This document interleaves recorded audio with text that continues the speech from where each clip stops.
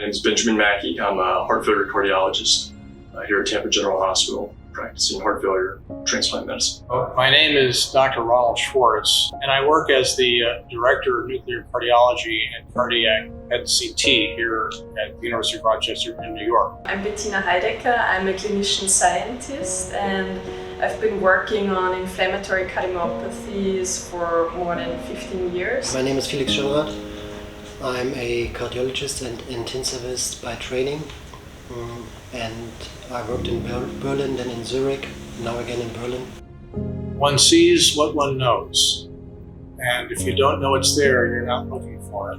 And if you see it, you may not recognize it. One of the things that's become very apparent over the past decade is that cardiac sarcoidosis is a lot more prevalent than we thought it was. The sarcoid specifically, some people think it's from a trigger, whether it's infectious or an allergic trigger or an occupational exposure. A majority of the problems that we have in hearts, it has to do with just replacement of healthy tissue with fibrotic tissue. And the fibrotic tissue is the scar tissue. If you want to see the Milky Way, you don't look in the middle of the day, you go in the middle of the night.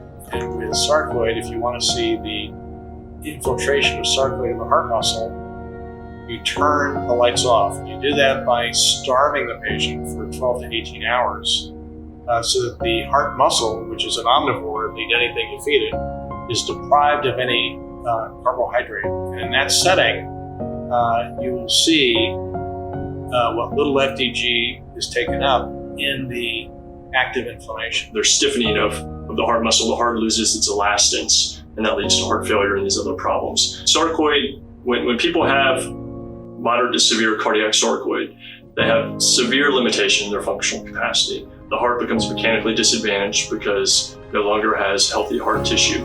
And that leads to shortness of breath, inability to perform physical activity, fluid retention, fatigue, tiredness, all the things that we would see with kind of bread and butter heart failure. So we're clearly missing cardiac involvement in sarcoid patients. That sarcoidosis is the most common of the less common disease, to put it that way.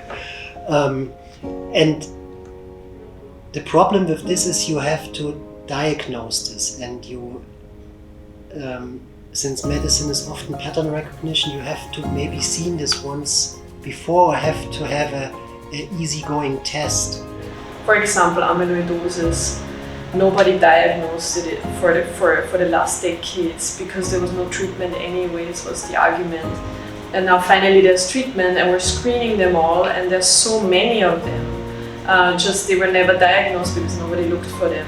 And the same should be for sarcoidosis. We should really improve diagnostic techniques and then also the therapies we can offer. But the therapies are already quite good, so we just need to diagnose it earlier. It's the pattern recognition of this uptake in the heart muscle that gives us the clue that this is sarcoidosis. We look at the scarred, stony part of the scarred granulomatous infiltrated disease in the heart muscle.